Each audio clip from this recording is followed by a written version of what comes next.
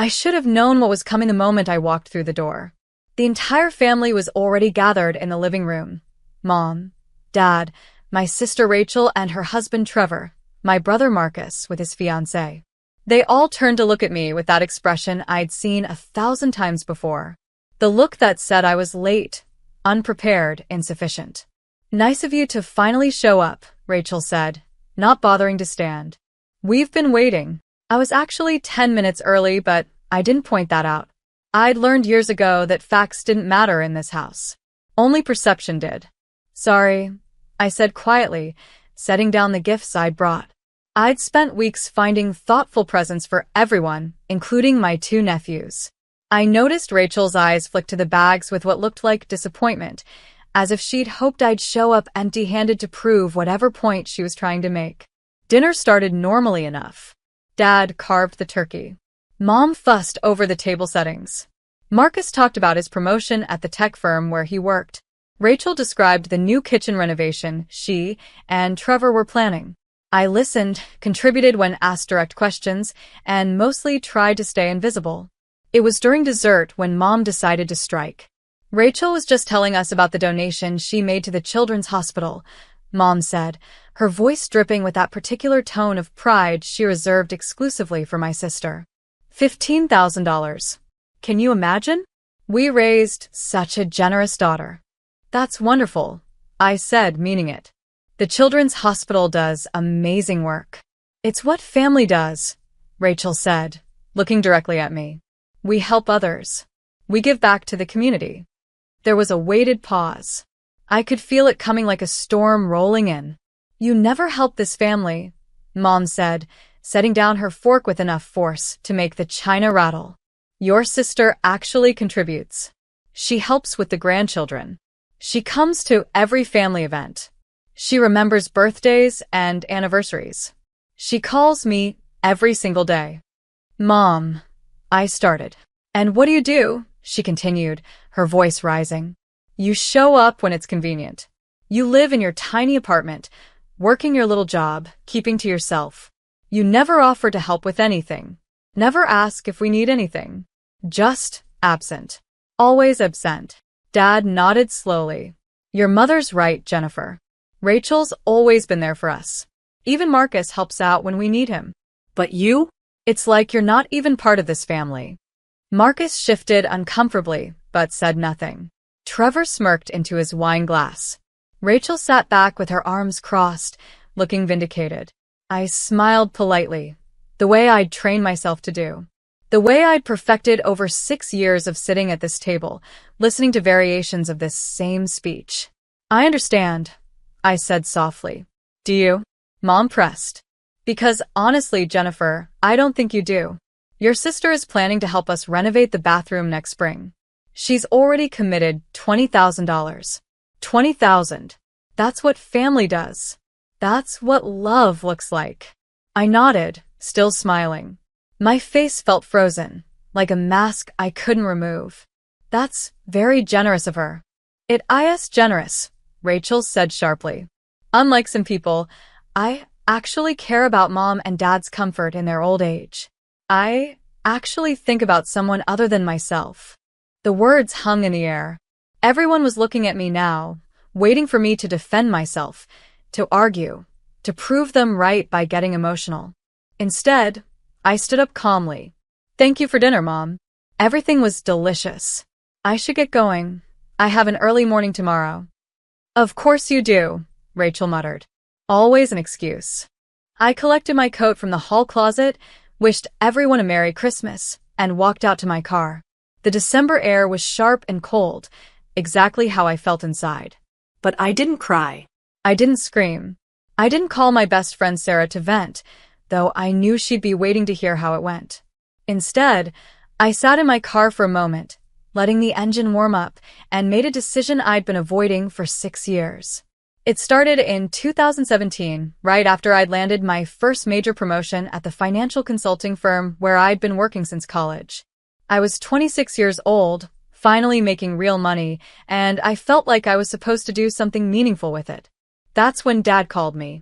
"Jennifer, honey, I need to talk to you about something," he'd said, his voice heavy with a kind of desperation I'd never heard before.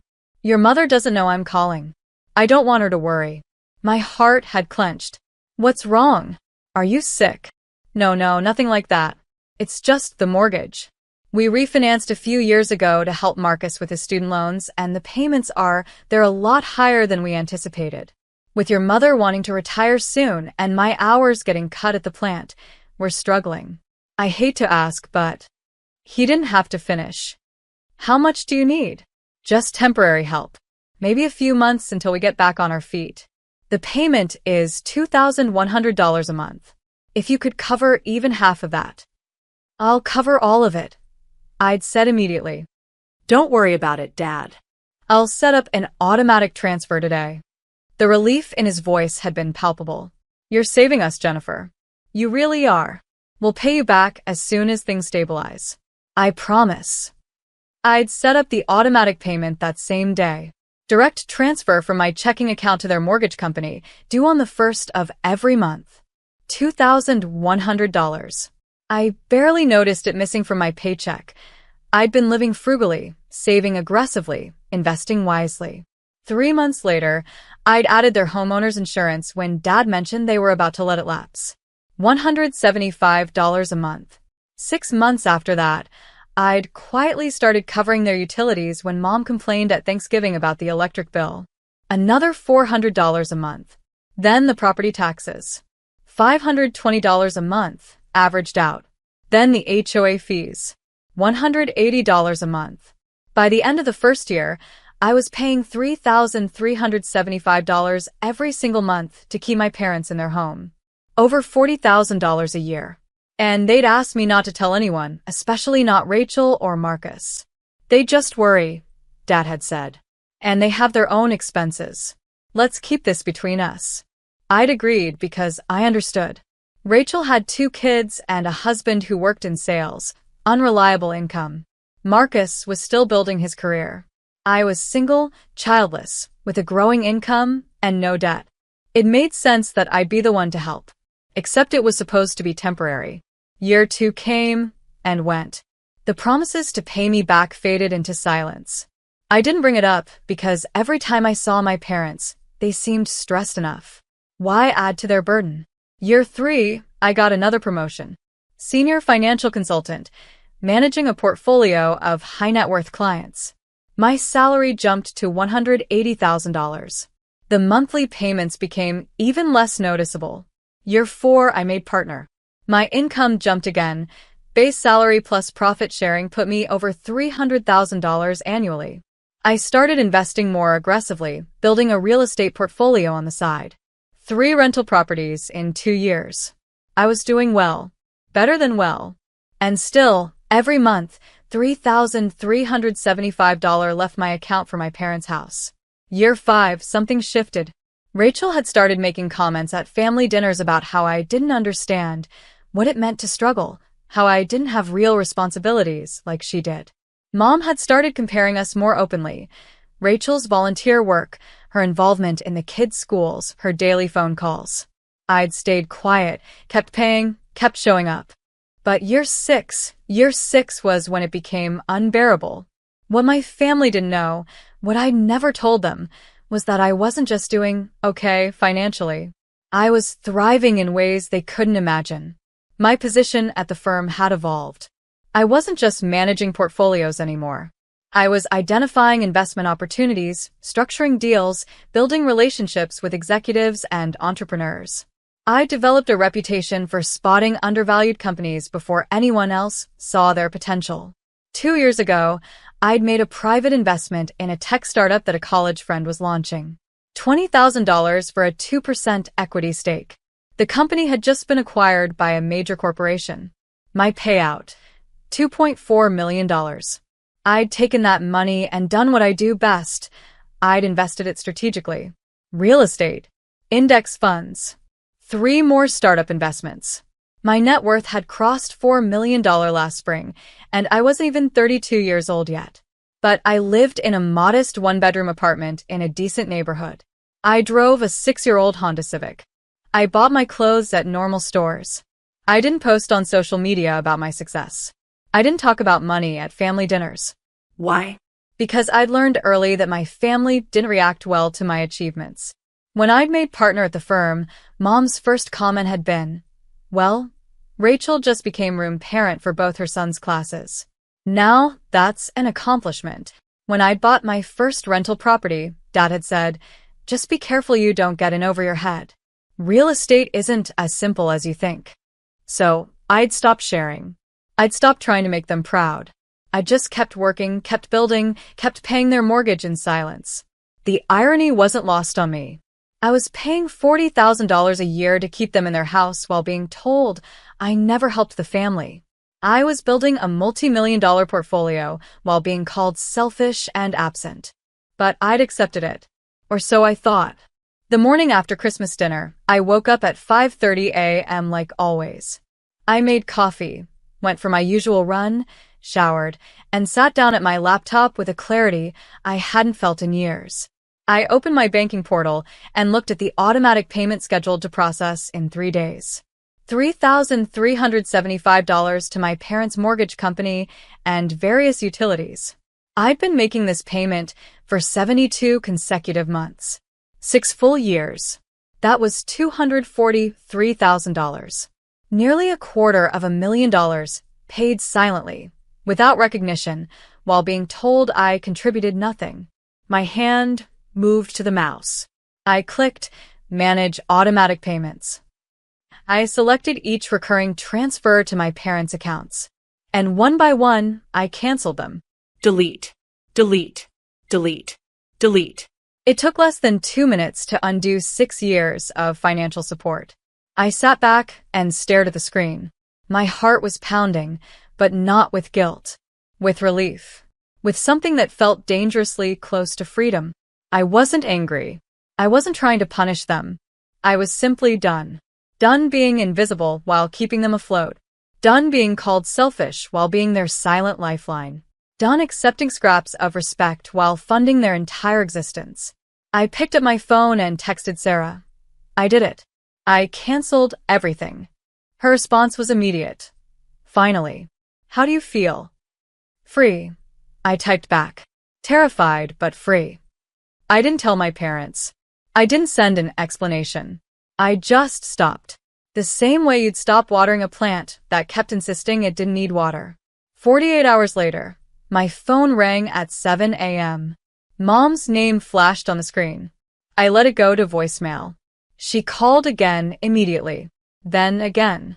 Then Dad called. Then Rachel. I was in a meeting with a client, so I silenced my phone and focused on work. By lunch, I had 17 missed calls and 12 text messages. Mom. Call me immediately, Dad. Jennifer, we need to talk right now, Rachel. What did you do? Mom is freaking out, Mom. The mortgage company called. They said the payment was rejected. Fix this now, Dad. This isn't funny. Call us back. I read through them all during my lunch break, sitting in my car with a salad I'd brought from home. My hands weren't shaking. My stomach wasn't churning. I just felt calm. I typed a single response to the family group chat. I can talk this evening. I'll call around 7. Rachel. This evening? Are you kidding? Mom. This is an emergency, Jennifer Marie Marcus. What's going on? I turned my phone to Do Not Disturb and went back to work. At 7 p.m. exactly, I called my parents' house. Dad answered on the first ring. What the hell is going on? He shouted, not bothering with pleasantries. The mortgage company says our payment was rejected. They're charging us a late fee. Your mother has been in tears all day. I could hear Mom crying in the background and Rachel's voice saying something sharp. I canceled the automatic payments, I said calmly. All of them. Silence. Then, you what? I canceled the automatic payments I've been making for the past 6 years. The mortgage, the insurance, the utilities, the property taxes, the HOA fees. All of it. You can't do that. Mom screamed, loud enough that I had to pull the phone away from my ear. We'll lose the house. Then you'll need to make the payments yourself, I said. Like you've been telling everyone you've been doing all along. Jennifer, listen to me, Dad said, his voice shaking with rage. I don't know what kind of game you think you're playing, but this is not funny. You set up those payments. You can't just stop them without warning. I can, actually. It's my money. I'm allowed to choose how I spend it. Rachel grabbed the phone. I could hear the struggle. Are you out of your mind? She shrieked. Do you have any idea what you've done? Mom and Dad could lose their house. They could be homeless. Then maybe you should help them, I said quietly. You just donated $15,000 to the Children's Hospital, which is wonderful. Surely you can spare some for Mom and Dad's mortgage. That's completely different. That was a charitable donation. I can't just. Can't what? I can't actually contribute to the family you claim to care so much about. I heard her gasp. Then Mom took the phone back. Jennifer, baby, please, she said, her voice cracking. I don't understand. Why would you do this? Did we do something to upset you? The question was so absurd I almost laughed. Do you really not know? No. I don't. Everything was fine at Christmas. Mom, at Christmas dinner, you told me I never helped the family. In front of everyone. You said Rachel actually contributes and I don't. You called me absent and selfish. I didn't. I mean, that's not what I... It's exactly what you meant. And you've been saying it in different ways for years. So, I decided you were right. If I'm not contributing, if I'm not really part of this family, then there's no reason for me to keep paying your mortgage. Complete silence on the other end. Paying our what? Dad's voice was quiet now. Dangerous. Your mortgage. Your insurance. Your utilities. Your property taxes. 交话费. I've been paying them for 6 years. Every month, $3,375 leaves my account to keep you in that house. That's over $40,000 a year. $250,000 total. I heard someone gasp. Then muffled voices arguing. That's not. You never. We didn't ask you to do all that. Mom said. Yes, you did. Dad called me in 2017. He said it was temporary just until you got back on your feet.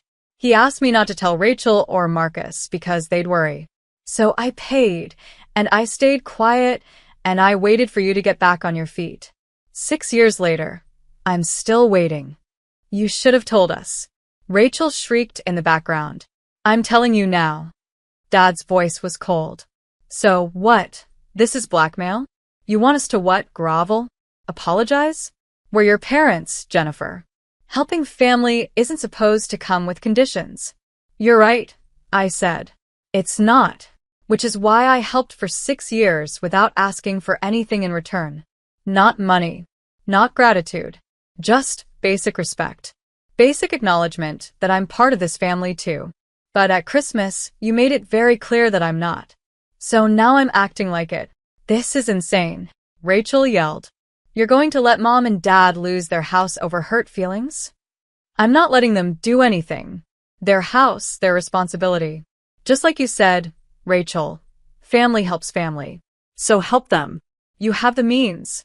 You just donated $15,000 to charity. Marcus just got a promotion. Between the two of you, surely you can cover a $2,100 mortgage payment. More muffled arguing.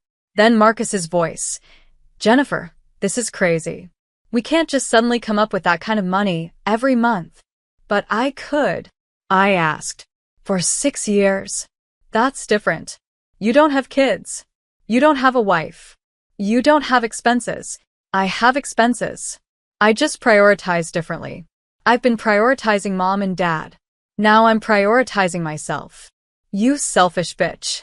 Rachel screamed. I hung up. My phone immediately started ringing again. I declined the call and sent a text to the family group chat. I'm not discussing this further tonight. You have until the end of the month to figure out the mortgage payment. After that, it's between you and the bank. I blocked all their numbers for the next 24 hours, poured myself a glass of wine, and sat on my couch in my quiet apartment. I wasn't shaking. I wasn't crying. I just sat there, feeling lighter than I had in years. The next morning, I unblocked their numbers to find 47 text messages waiting for me. Most were from Rachel, ranging from furious to pleading to threatening. Marcus had sent several trying to be the reasonable one, asking me to think about what I was doing to the family. Mom's messages were incoherent, rambling apologies mixed with accusations, Bible verses about honoring parents, desperate pleas. Dad had sent only one message: "You're dead to me." I screenshot all of them and saved them to a folder on my laptop labeled evidence. Then I called my attorney. "I need you to do something for me," I told him. "I need a full accounting of every payment I've made to my parents over the past 6 years. Every bank transfer, every bill I've paid on their behalf, everything. I need it documented, official, and notarized." "Are you planning to sue them?" he asked. No. "I'm planning to protect myself when they try to sue me." He understood immediately. "I'll have it ready by end of week." Next, I called my financial advisor. "Remember how we talked about diversifying my real estate holdings?"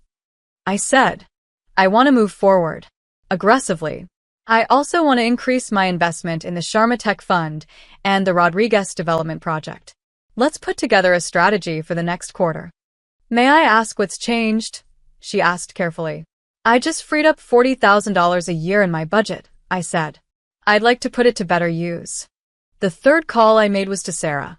"I need you to be honest with me," I said. "Am I being cruel?" "No," she said immediately. "You're being sane. Finally. They're going to lose the house." "Are they? Or are they going to figure out how to pay their own mortgage like millions of other Americans do every month?" Rachel called me a selfish bitch. Rachel has been calling you that in 1,000 subtle ways for years. At least now she's being honest. I laughed, surprising myself. When did I become the villain in this story? You didn't. You just stopped being their ATM. They don't know the difference. For days after I canceled the payments, I got a call from a number I didn't recognize. "Is this Jennifer Morrison?" "Yes, who's calling?" "My name is Detective Sarah Chun with the County Fraud Division. I'm calling about a report filed by a Margaret and Robert Morrison. They claim you've been stealing from them." My blood ran cold. "Excuse me?" "They've filed a police report stating that you've been accessing their bank accounts without permission and making unauthorized withdrawals. They're claiming approximately $250,000 in stolen funds over the past 6 years. I was so shocked I couldn't speak for a moment. "Ms. Morrison?" the detective prompted. That's the opposite of what happened. I finally managed. I've been giving them money, not taking it. Can you prove that?" Yes. "Absolutely. I can prove every single payment." Good. "I'm going to need you to come down to the station and make a statement. Can you do that today?" 2 hours later, I was sitting in an interview room with Detective Chun and my attorney, walking through 6 years of bank statements. "So you're saying you voluntarily paid their mortgage for 6 years without any written agreement?" Detective Chun asked. Correct. "My father asked for help. I provided it. He asked me to keep it private from the rest of the family, so I did." "And they knew you were making these payments?" Yes. "My father called me every few months to thank me. My mother mentioned once or twice that she was grateful I was helping out. They knew." Detective Chun looked at the statements, then at my attorney's notarized accounting. "This is quite thorough." "My client is a financial consultant," my attorney said. "Documentation is her specialty." "And you stopped making payments on December 26th? Yes. After being told at Christmas dinner that I never help the family and don't contribute anything, I decided they were right. If I'm not contributing, there's no reason to continue the payments." Detective Chun made notes. "And they filed this report claiming you stole from them 2 days ago?" "Apparently." She sighed and closed her notebook. "Ms. Morrison, I'm going to be straight with you. This isn't theft. This is a family dispute over financial support. There's no crime here. So, I'm not being charged with anything?" No. In fact, given this documentation, if anyone was going to be charged with anything, it would be your parents for filing a false police report. But I don't think that's what you want. It's not. I'll close this case and let them know. I'd recommend you keep all this documentation in case they try to take you to civil court. "They're going to sue me?" "Families do strange things when money's involved," she said kindly. "Protect yourself." 1 week later, my parents received a formal letter from my attorney. It outlined, in excruciating detail, every payment I'd made over the past 6 years. It included copies of bank transfers, canceled checks, payment confirmations. It totaled $243,000 in voluntary financial support provided without any written agreement or expectation of repayment. It also included a statement that I was under no legal obligation to continue this support, that all payments had ceased as of December 26, and that any further harassment, including false police reports, would result in legal action. The letter concluded with an offer.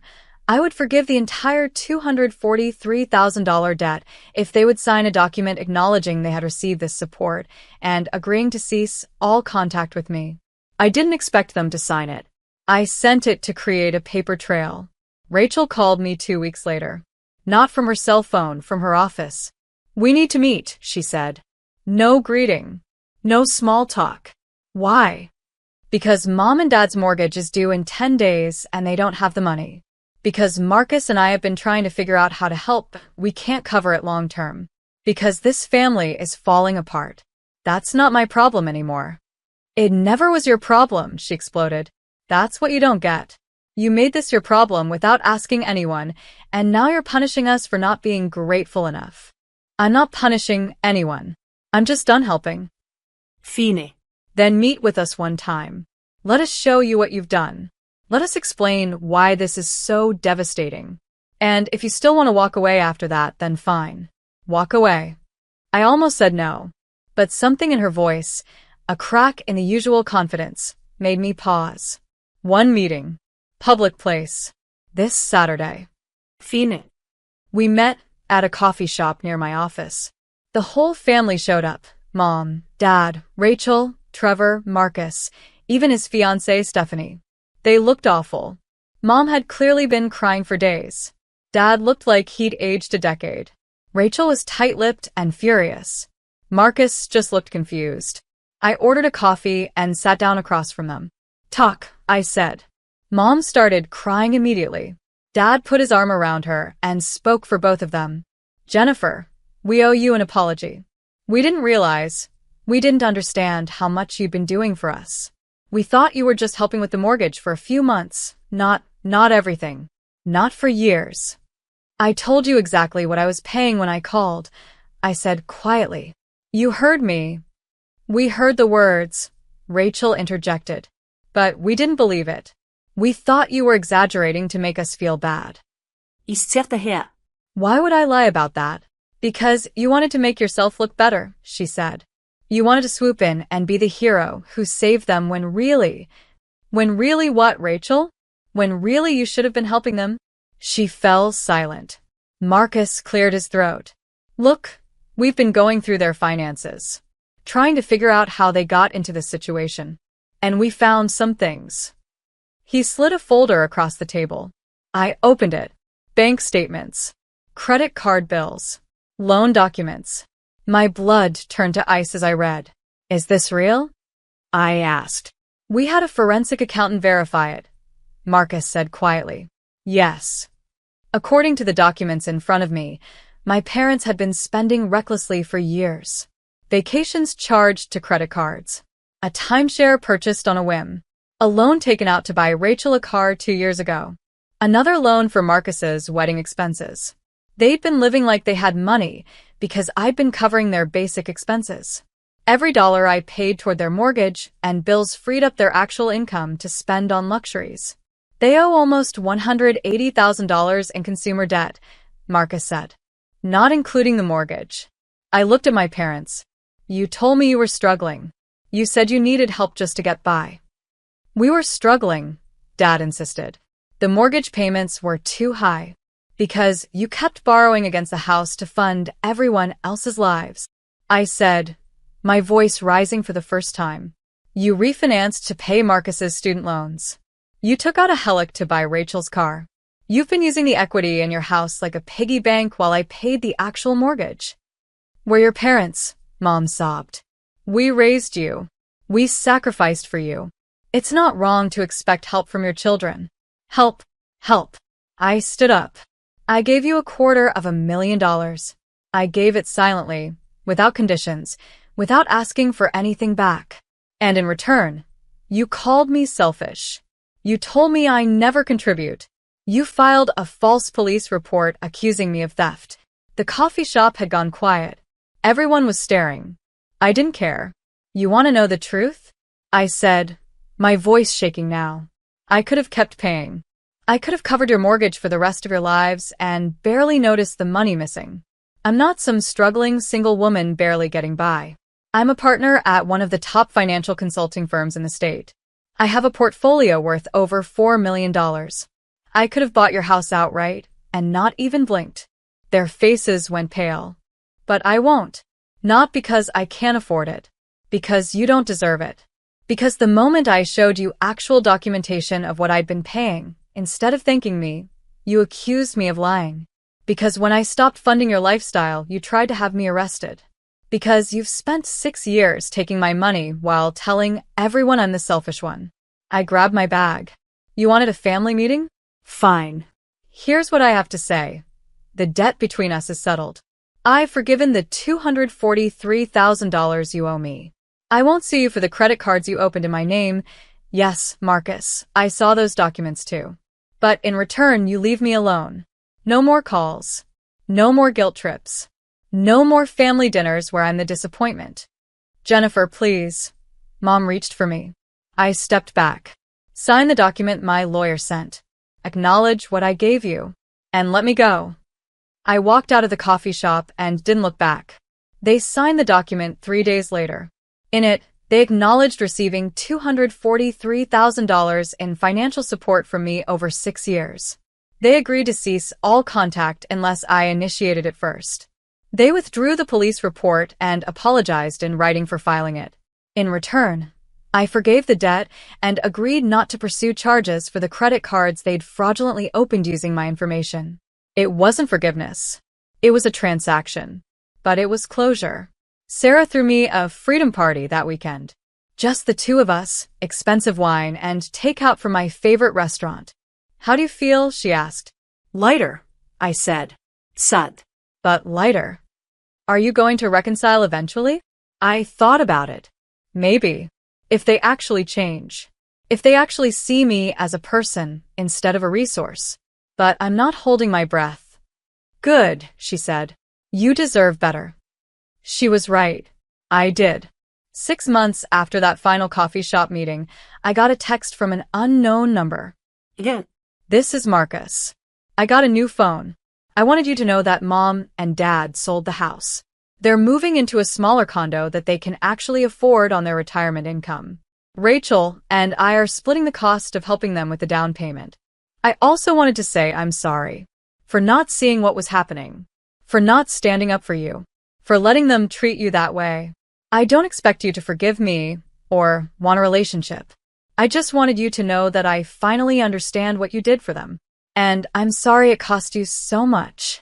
I stared at the message for a long time. Then I typed back. Thank you for saying that. I hope the new place works out for them. He responded immediately. Would you want to get coffee sometime? Just us. No parents. No drama. Just brother and sister. I smiled. Maybe. Let me think about it. Take all the time you need. I haven't responded yet. Maybe I will. Maybe I won't. But for the first time in 6 years, the choice is entirely mine. And that's worth more than $243,000 could ever buy.